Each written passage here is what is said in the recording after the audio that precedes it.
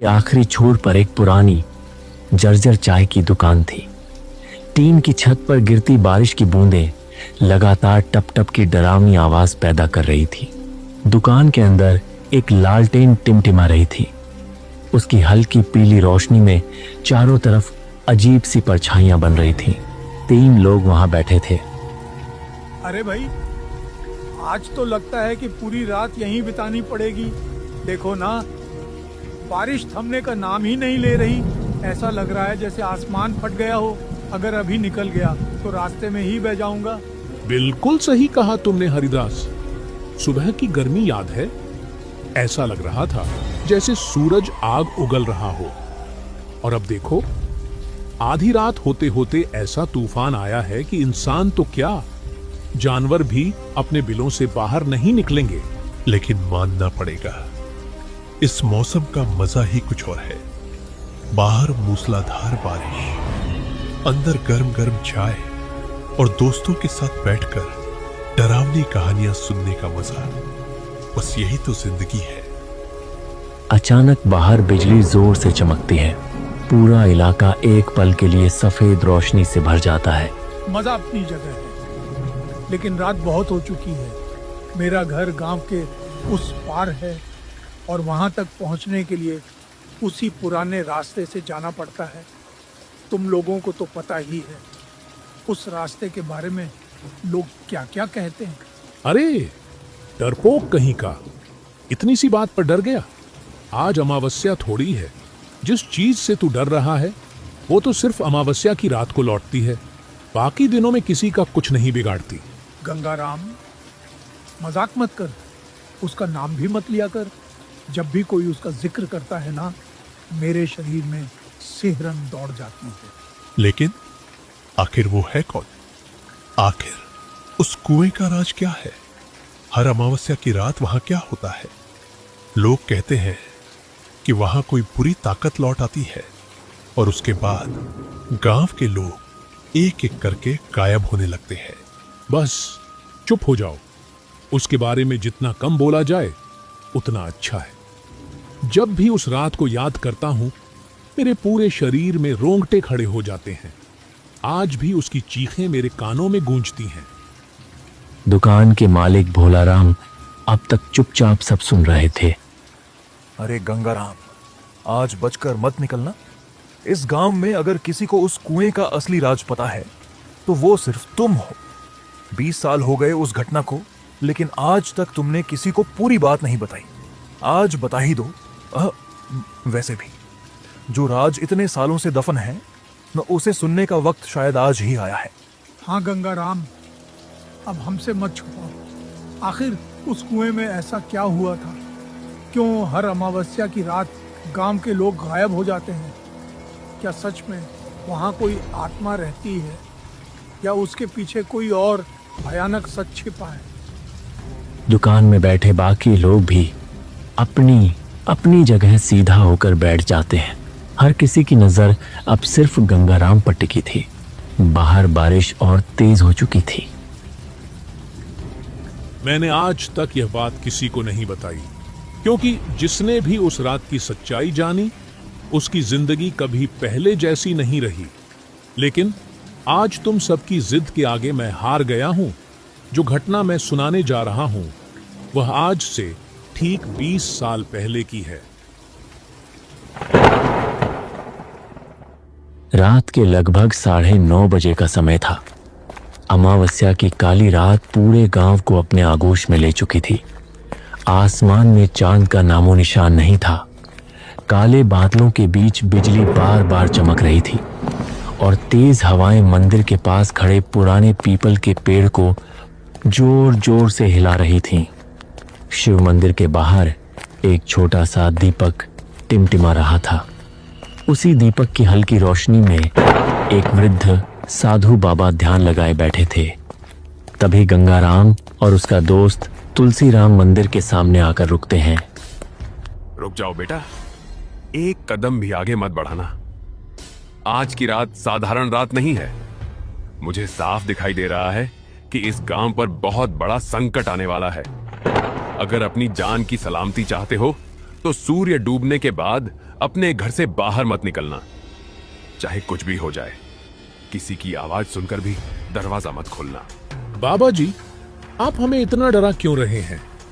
आखिर आज की रात ऐसी क्या होने वाली है? आपके चेहरे पर इतना डर मैंने पहले कभी नहीं देखा। कृपा करके हमें साफ साफ बताइए, आखिर इस गांव पर कौन सी मुसीबत आने वाली है? जो बात मैं तुम्हें बताने जा रहा हूं वह इस गांव का सबसे बड़ा राज है। यह राज गांव के बहुत कम लोग जानते हैं।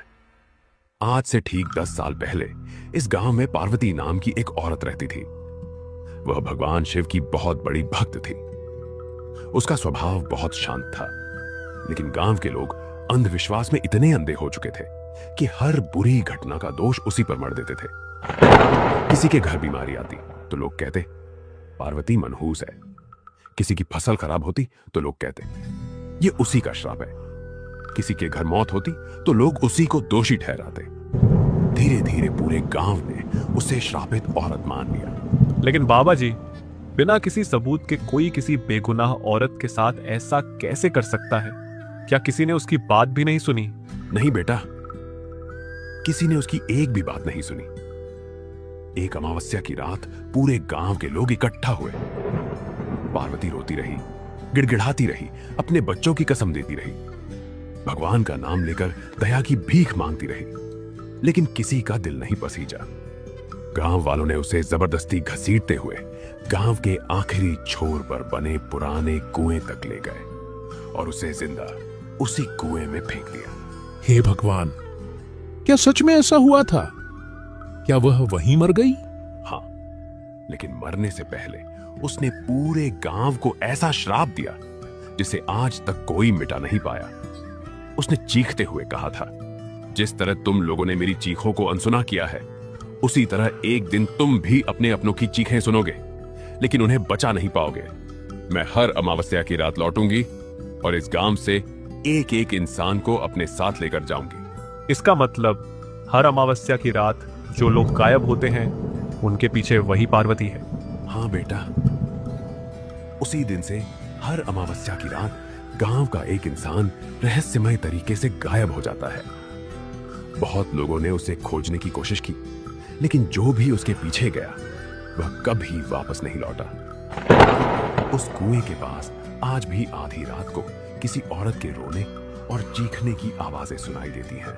लेकिन बाबा जी, अगर वह आज रात फिर लौटेगी तो हम उसे पहचानेंगे कैसे? क्या उसका कोई भयानक रूप होता है? यही उसकी सबसे बड़ी ताकत है। वह कभी अपने असली रूप में नहीं आती।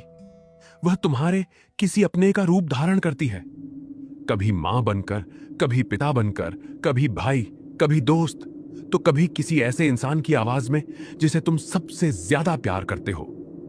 वह तुम्हारा नाम लेकर पुकारेगी, रोएगी, मदद मांगेगी, दरवाजा खटखटाएगी, लेकिन याद रखना, वह तुम्हारा अपना नहीं होगी। गंगाराम, अब हमें यहाँ एक पल भी नहीं रुकना चाहिए। पता नहीं क्यों मेरा दिल बहुत घबरा रहा है। चलो अभी घर चलते हैं। हाँ, तुम ठीक कह रहे हो बाबा जी, आपकी हर बात हमें याद रहेगी।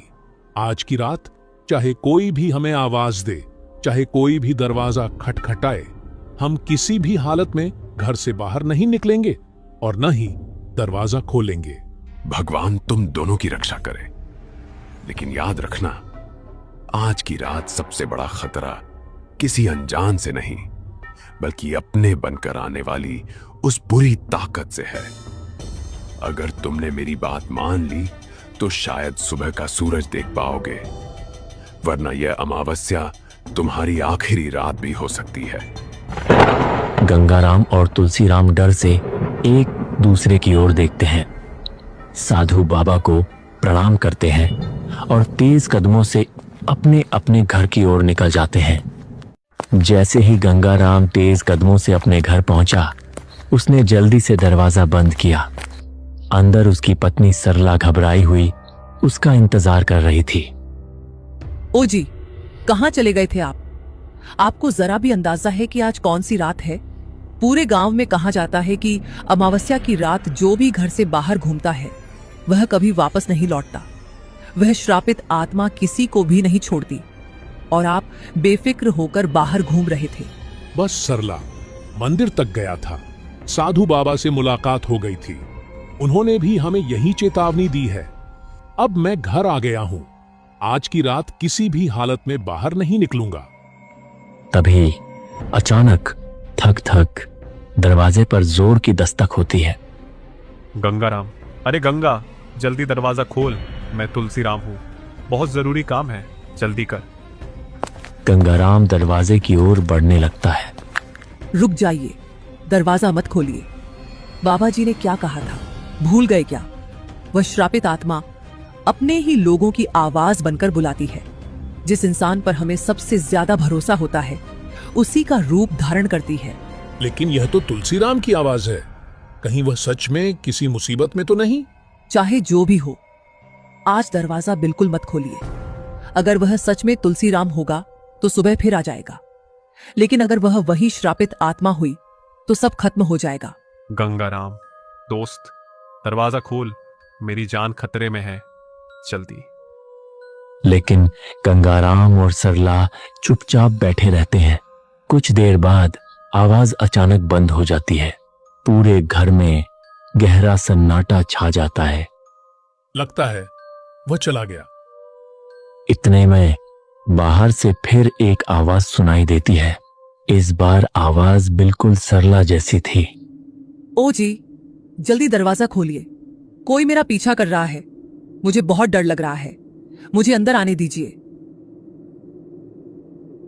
देखा, मैं तो यहीं आपके सामने खड़ी हूं, फिर बाहर मेरी आवाज कौन लगा रहा है? अब तो आपको यकीन हो गया ना, यही वह श्रापित आत्मा है।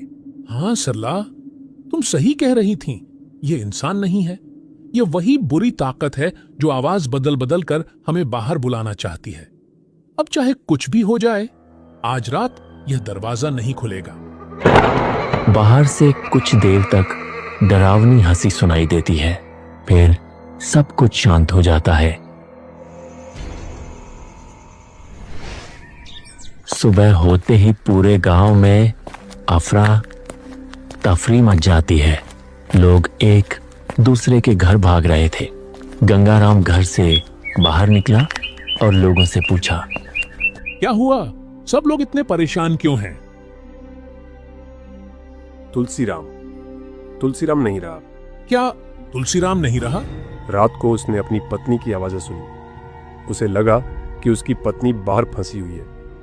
उसने दरवाजा खोल दिया और सुबह उसकी लाश गांव के बाहर पुराने बरगद के पेड़ के नीचे मिली। गंगाराम की आंखों में आंसू आ जाते हैं।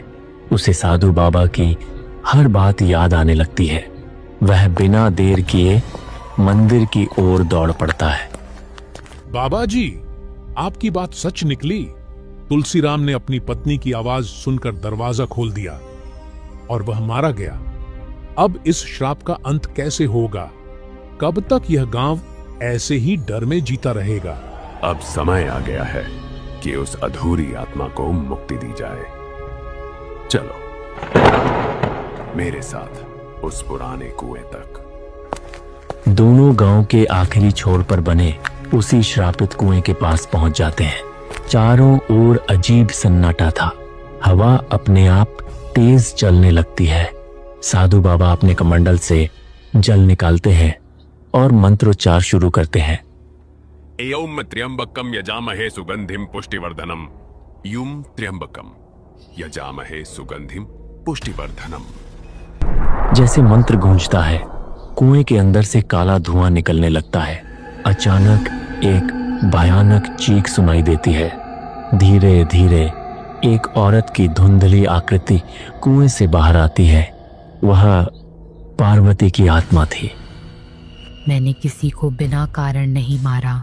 जिन लोगों ने मुझे जिंदा कुएं में फेंका, उन्होंने मेरे साथ बहुत बड़ा अन्याय किया।